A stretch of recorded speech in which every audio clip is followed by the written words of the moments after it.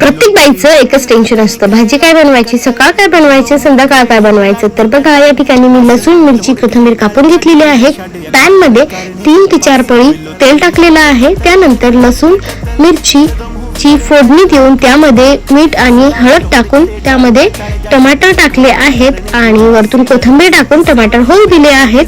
तुमच्याकडे ही भाजी कशी बनवतात आणि कोण कोण अशी भाजी बनवतं हे मला कमेंट मध्ये नक्कीच कळवा.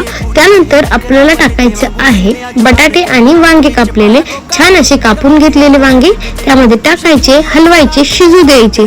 माझी लोखंडाची कढई होती त्यामुळे मी घडी त्याला हलवलं, नाहीतर हलवायची गरज जास्त पडत नाही. वाफू द्यायचे, छान अशी भाजी छान शिजली की ताट वाढायचं आणि जेवायला घ्यायचं. तयार आहे वांगे बटाट्याची भाजी. तुमच्याकडे अशी भाजी बनते का?